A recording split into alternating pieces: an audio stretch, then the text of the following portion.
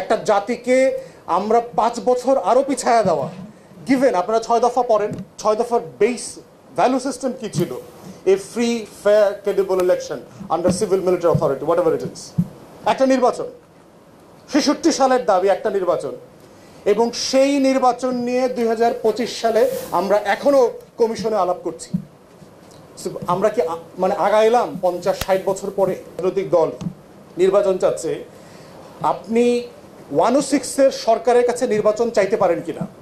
কারণ 24-এ তো একটা নির্বাচন হয়েছে, নেক্সট নির্বাচন ইজ ডিউ ইন January-February 2029। আগামী নির্বাচন তো ডিউ হচ্ছে 2029-এর ফেব্রুয়ারিতে, জানুয়ারিতে। কিসের ভিত্তিতে আপনি নির্বাচন চাচ্ছেন? এখন বলতে পারেন সংসদ নাই তো, তাহলে সংসদ নাই এ কারণেই তো 106 রেফার করে নির্বাহী সকল কার্যক্রম কন্টিনিউ করবার এখতিয়ার সুপ্রিম কোর্ট দিয়েছে আপনাকে, যেন আপনি কাজ চালাই যেতে পারেন। সেভাবে কাজ চালাইতেছে, বিটিভিতে বাজেট পেশ করতেছে, যা যা যেখানে অ্যাপয়েন্টমেন্ট করা দরকার করতেছে, ট্যাক্স ভ্যাট বাড়াইতেছে, রিফর্ম অর্ডিন্যান্স দিয়ে দেশ চালাইতেছে। তো 29শে জানুয়ারি পর্যন্ত চালাইতেই পারে। তাহলে 106-এর অধীনে আসলে আমরা নির্বাচন চাইতে পারি কিনা? না, পারি না। তাহলে যারা নির্বাচন চাইতেছেন বাই ডিফল্ট তাকে জুলাই সনদের অধীনে নির্বাচন চাইতে হবে, গণ অভ্যুত্থানের অধীনে নির্বাচন চাইতে হবে, আদারওয়াইজ ফেব্রুয়ারিতে নির্বাচন চাওয়ার কোনো এখতিয়ার নাই। তাহলে আমরা কেন বলছি জুলাই সনদ ইমপ্লিমেন্ট করাটা এখন জরুরি? কারণ আমাদের অনেক কাজ এইটা ফেব্রুয়ারিতে অবৈধ হয়ে যাবে বাই ডিফল্ট, এবং এটা দরকার নাই, প্রয়োজন নাই। তো এখন প্রশ্ন হচ্ছে যে ইনস্ট্রুমেন্ট কি হবে এটাকে বৈধতা দেওয়ার? বিয়ে শাদী ছাড়া তো সন্তান হয়ে গেছে, ভাই এখন বিয়ে পড়ায় দেন, ইজি তো। এখন হুজুর ডাইকে বিয়ে পড়ায় দেন, এখন কাজী ডাইকে নিবন্ধন করেন, সুযোগ আছে তো। তাহলে আমরা যে কাজটা ফেব্রুয়ারিতে করতে চাই সেটা এখন করতে সমস্যাটা কোথায়? কারণ এর থেকে গুরুত্বপূর্ণ কাজ আমরা করে ফেলছি, সংবিধান ওলট পালট করে দিয়ে, সেগুলো আমরা এখন কেন বাস্তবায়ন করতে পারবো না? কেন মেয়েদেরকে যদি আমরা সিট বাড়াই অথবা ডাইরেক্ট ব্যালটিংয়ে যাই 2031-এর পার্লামেন্টে করবো কেন? 2026-এর পার্লামেন্টে হবে না কেন? মানে আমরা যেটা সবাই একমত হয়ে গেছি সেটা বাস্তবায়নের প্রক্রিয়াতে আমরা কেন ডিলে করবো? এটার ভিতরে কোনো যৌক্তিকতা নাই।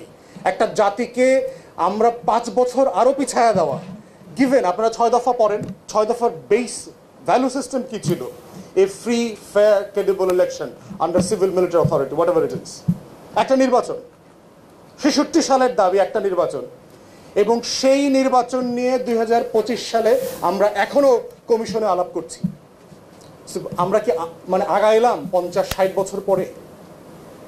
আমি মাঝে মধ্যে যে নোয়াখালীর একটা কথা বলি আপনার, যে নোয়াখালীতে একটা কথা আছে যে হাতে হাডে বেশি আগ্রহে কম।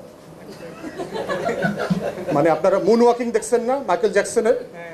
দেখছেন না ওই যে লাইট ধরে, যে মনে হইতেছে না মাইকেল জ্যাকসন যে গতিতে হাঁটতাছে কিছুক্ষণ পর কনসার্টের সীমানা পার হয়ে আসে তো খালে পড়বে, কিন্তু আসলে দেখতেছে হে লড়ে টরে না, হাঁটে কিন্তু লড়ে না, একই জায়গায় আছে। সো আমরা 66 সাল থেকে 2025-এর আলোচনায় we are exactly at the square one.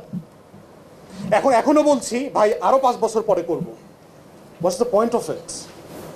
Is it part of the nation building? Is it part of the state building? আমরা কালেকটিভলি যে রাষ্ট্রটাকে এগিয়ে নিতে চাই, কেন আমরা সেই রাষ্ট্রটাকে 5 বছরের জন্য হাইবারনেশনে পাঠাই দিব, পিছায় দিব? প্রয়োজন নাই তো।